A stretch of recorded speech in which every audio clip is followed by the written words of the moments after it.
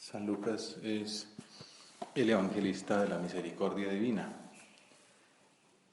Son suyas en exclusiva las narraciones del hijo pródigo, del fariseo y el publicano, y también la escena que contemplaremos en nuestra oración de hoy. Estamos comenzando el capítulo 7 del Evangelio del médico apóstol. Antes, el autor sagrado había transmitido el discurso del llano,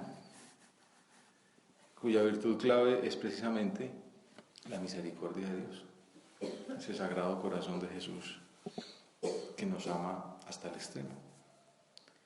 El Señor, como una muestra de que ejercita lo que predica, antes había llamado a los 12. Es una de esas muestras mayores de su misericordia. La creación, la redención, el llamado, la vocación a la santidad, al apostolado. Había pasado, como diría el Papa Francisco, misericordiando y eligiendo, el lema episcopal del obispo Bergoglio y luego del Papa Francisco. Una vez establecido el Colegio de los Apóstoles, Jesús hizo una correría apostólica con ellos. Una misión que incluyó la predicación, pero también los milagros. Dice el Evangelio: iba camino de una ciudad llamada Naín, y caminaban con él sus discípulos. Tú y yo vamos allí también. Y mucho gentío. Queremos ser de ese primer grupo, de los que te siguen de cerca, Señor, y no de esa muchedumbre que aparece mencionada, sea porque te sigue a ti directamente, o sea porque se encuentra contigo desde el otro cortejo. Queremos, Señor, estar muy cerca de ti, no distraernos con las tentaciones o los consuelos, las distracciones que nos aparecen a lo largo del camino, como esos niños pequeños que van dispersos y con la atención en cuanto estímulo nuevo va apareciendo. Nosotros, Señor, queremos serte fieles, adquirir virtudes, luchar por crecer en esa cercanía contigo. Caminaban con él sus discípulos y mucho gentío.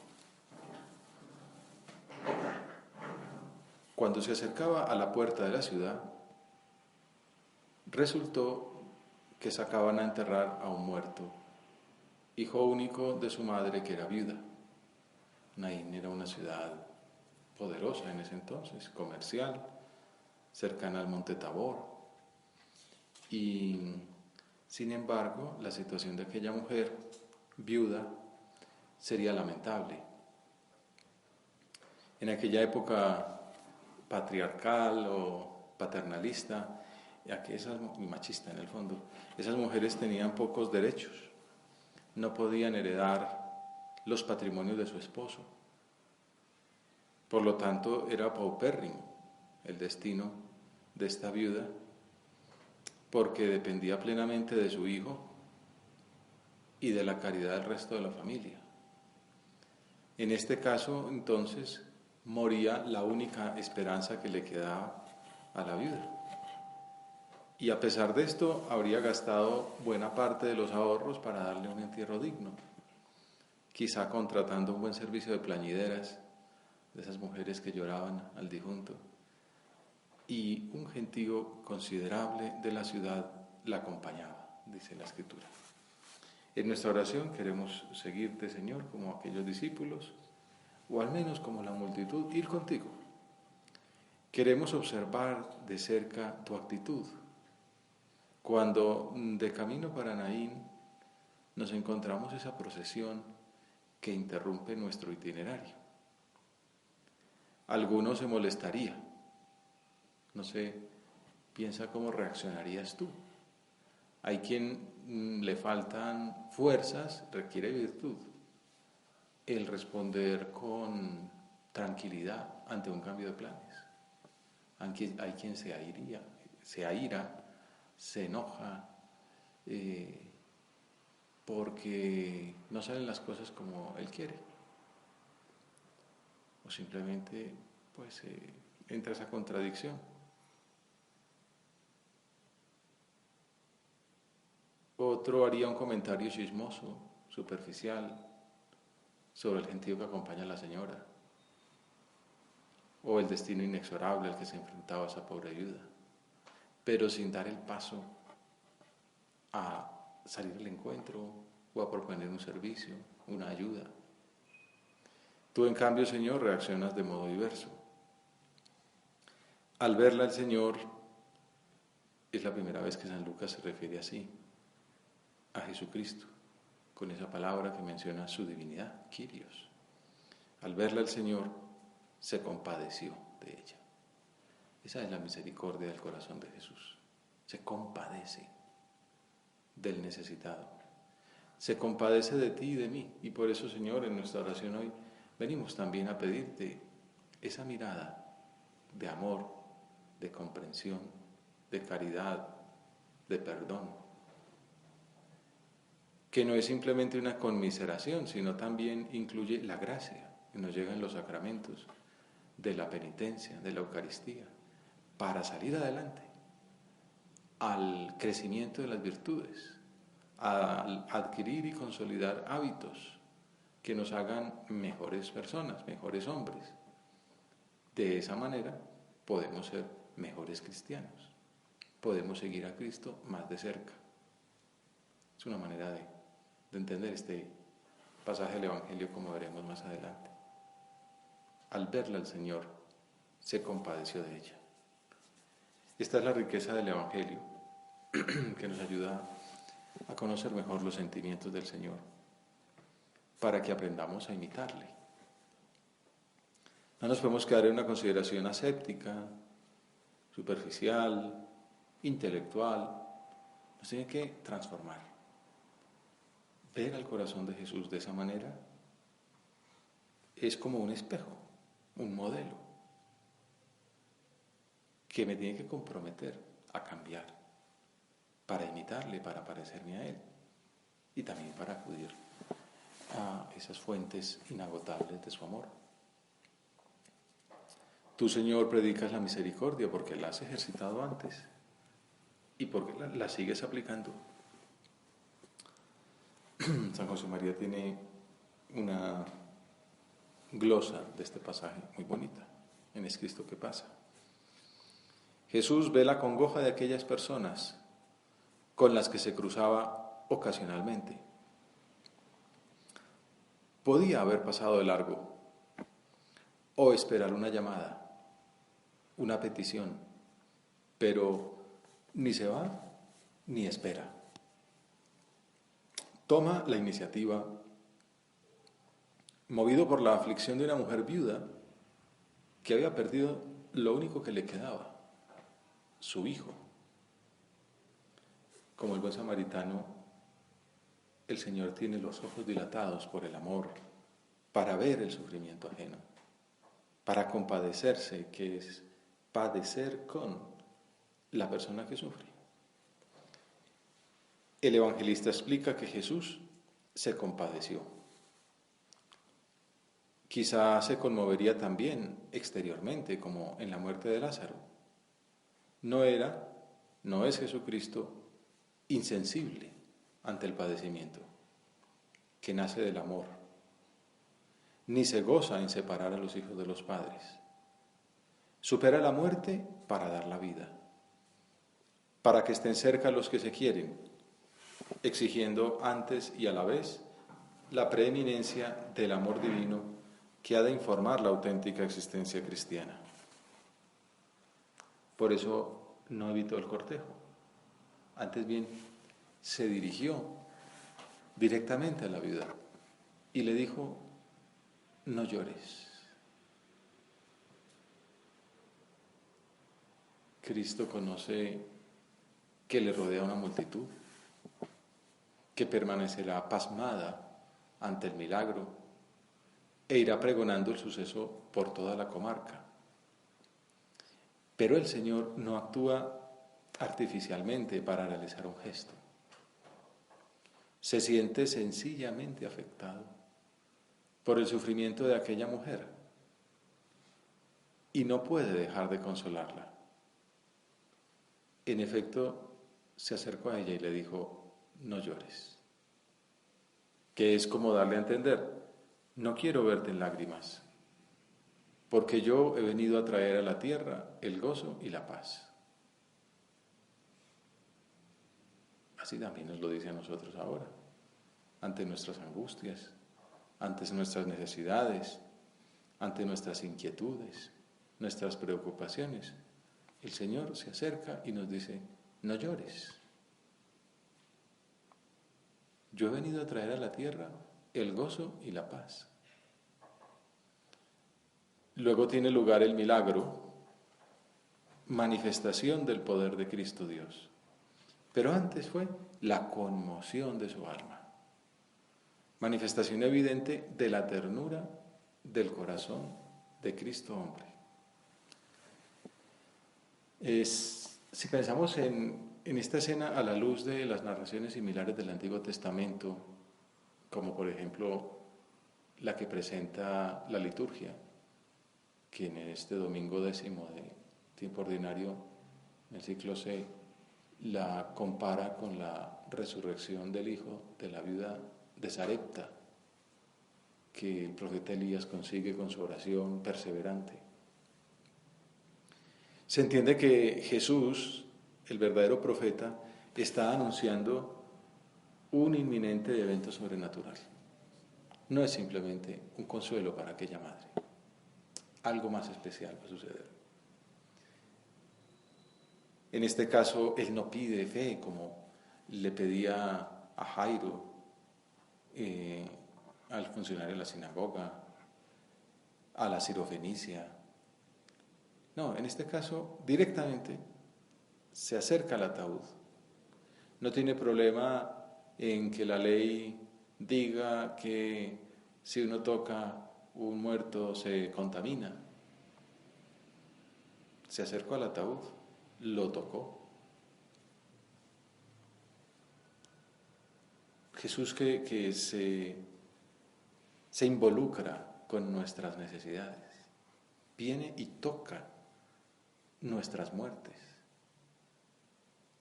Ponle en tu oración al Señor esos miembros muertos, tullidos, inertes, infartados de la afectividad, de la lucha, del trabajo, de la vida en familia, cada uno tiene sus enfermedades. Pongámoselas a su consideración ante ese corazón misericordioso para que venga y la toque. Señor, tócame en esta oración, tócame en mi día, métete en mi vida y dale fuerza, dale vida nueva, Señor, a estos miembros raquíticos de mi vida cristiana. Acercándose al ataúd lo tocó. Los que lo llevaban se pararon, dice San Lucas, y una vez más vemos esos personajes anónimos, dóciles, como los siervos de las bodas de Caná, que confían en las palabras de este maestro. Si estos hombres que portaban el ataúd hubieran seguido derecho, no estaríamos considerando ahora el tema de esta meditación. Los que lo llevaban se pararon y dijo: muchacho, a ti te digo, levántate. Son unas palabras directas, como las que dirigió a la hija de Jairo cuando yacía en su cama, o al mismo Lázaro, que ya estaba sepultado. Palabras que es bueno que sintamos destinadas a nosotros, que estamos muertos a la santidad por causa de nuestros pecados, de la comodidad, del egoísmo, de la sensualidad o de la soberbia. Y es que la misericordia del Señor se orientó a aquella mujer, al muchacho resucitado, que es quien recibió directamente la acción salvífica de Cristo, y también a aquellas muchedumbres la que lo seguía a él, la que acompañaba al cortejo fúnebre, y la muchedumbre de los fieles que acudiríamos a la escena a lo largo de los siglos. ¿Para qué se dirige el Señor a todas estas personas? Para que supiéramos que también a nosotros están dirigidas estas palabras, cuando estuviéramos postrados por nuestras miserias. Muchacho, a ti te lo digo, levántate. Esta es como la palabra del día. Ese es como el leitmotiv de esta jornada, de esta liturgia, de esta escena del Evangelio. Levántate. A los apóstoles ya en Getsemaní les dirá, levantaos, vamos. O sea que es un verbo que se usa en el griego y seguramente tomado del arameo, en el que Jesús les hablaría, levántate, ánimo. Así también le dicen al ciego de Jericó, levántate.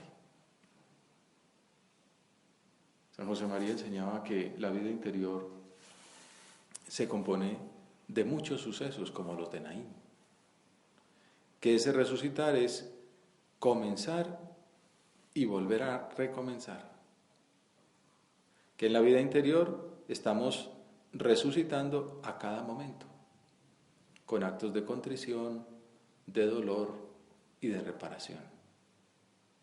Pensemos cómo es nuestra lucha interior.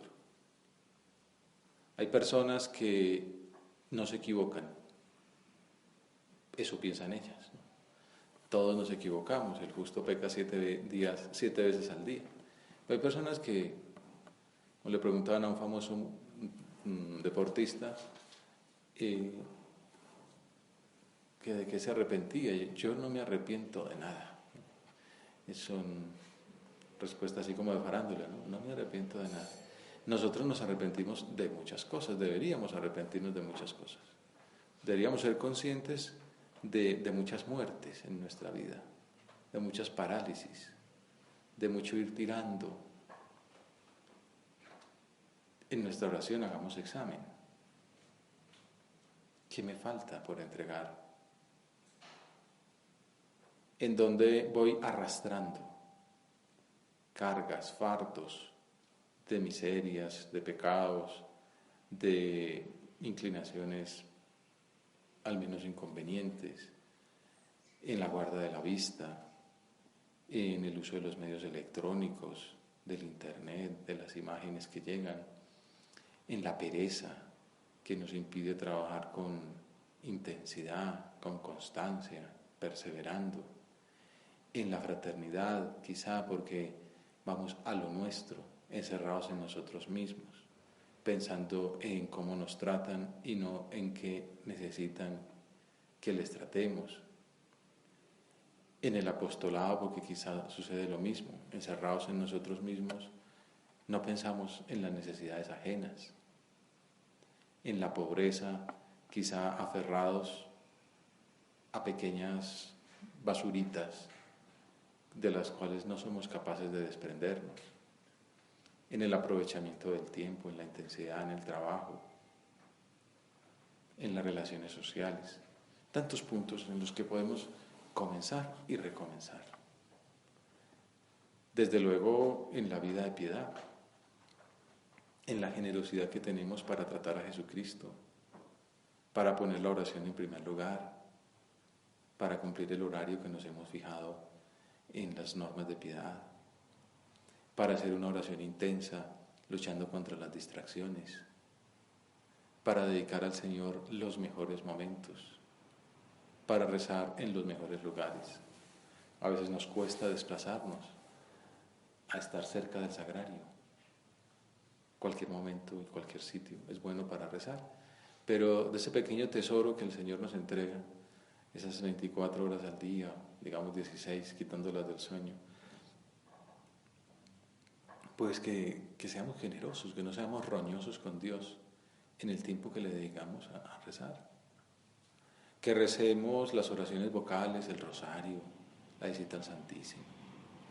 Pille, atente, ac devote, como dice el sacerdote antes de rezar el breviario, con piedad, con atención, con devoción, despacio, sin rutina, tampoco sin énfasis ni engolamientos, ¿no? Pero sabiendo qué digo, quién lo dice y a quién. Dios te salve María, llena eres de gracia, el Señor es contigo, dándome cuenta que le estoy diciendo. Ruega por nosotros pecadores, ahora y en la hora de nuestra muerte. Que sepa qué le estoy diciendo, que sea consciente, que no sea poner un casero. Ese resucitar es comenzar y volver a recomenzar. Muchas veces al día fallamos. De pronto en la misma misa nos enteramos, ya estamos en el Padre Nuestro y no me enteré de la consagración. Bueno, pues una reacción puede ser ponerse triste, en el fondo pura soberbia, decir, pero ¿cómo me puede pasar esto a mí, yo que soy tan perfecto? Venir a distraerme en el momento sublime. La otra manera de reaccionar es recomenzar, pedir perdón y volver a empezar. Señor, te pido perdón, qué poca cosa soy haberme distraído en la consagración. Pero bueno, vamos a rezar con harta piedad este Padre Nuestro y este rito de la comunión.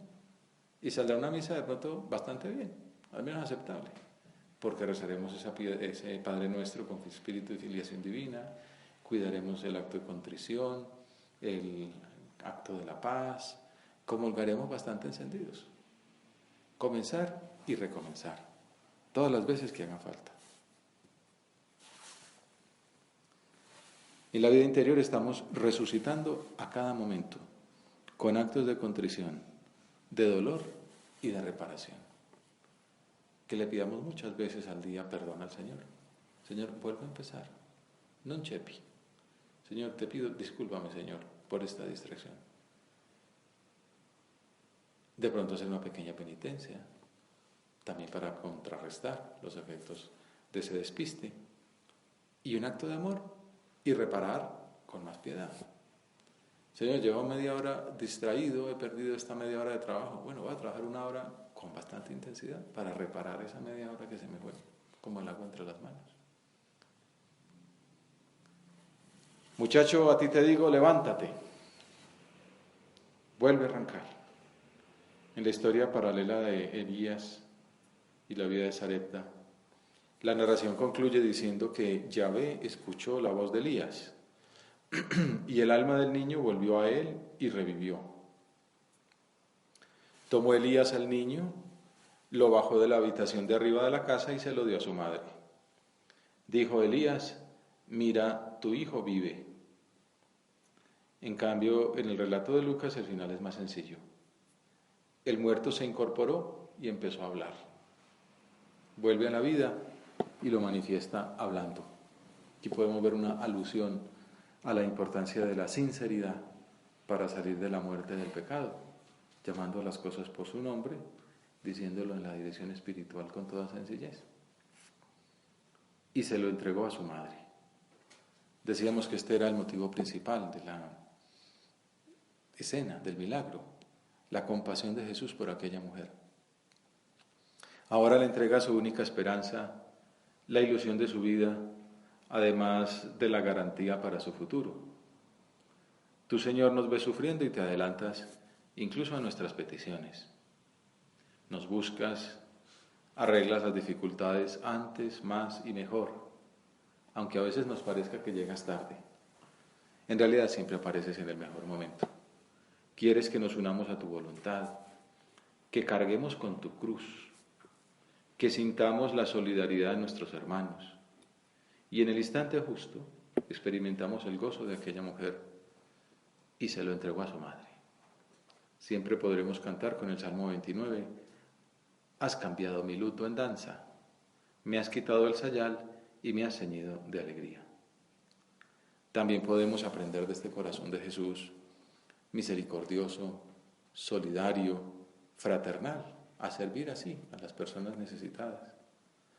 Si no aprendemos de Jesús, no amaremos nunca, dice la homilía que mencioné al comienzo. Hemos de pedir al Señor que nos conceda un corazón bueno, capaz de compadecerse de las penas de las criaturas, capaz de comprender que para remediar los tormentos que acompañan y no pocas veces angustian las almas en este mundo, el verdadero bálsamo es el amor, la caridad. Todos los demás consuelos apenas sirven para distraer un momento y dejar más tarde amargura y desesperación. Si queremos ayudar a los demás, hemos de amarles, insisto, con un amor que sea comprensión y entrega, afecto y voluntaria humildad. San Lucas concluye el relato diciendo que todos, sobrecogidos de temor, daban gloria a Dios diciendo: un gran profeta ha surgido entre nosotros. Y Dios ha visitado a su pueblo. La muchedumbre que acompañaba a aquella mujer en su dolor comparte ahora la alegría de la resurrección. Es como el último aspecto que podemos considerar en esta narración del médico evangelista, esa universalidad del mensaje de Jesús. Este hecho se divulgó por toda Judea y por toda la comarca circundante. Aquellas personas que hicieron, salieron a comentar lo que habían experimentado. Se convirtieron en apóstoles de Jesucristo. Tampoco nosotros podemos callar todas las maravillas que hemos visto realizar a nuestro Señor a favor nuestro y de nuestros conocidos. La Virgen Santísima es nuestra Madre y llora por la muerte de sus hijos por el pecado. Al mismo tiempo intercede ante su unigénito para que tanto nosotros como nuestros hermanos, como nuestros amigos, regresemos siempre a la vida de la gracia y de la comunión con Cristo.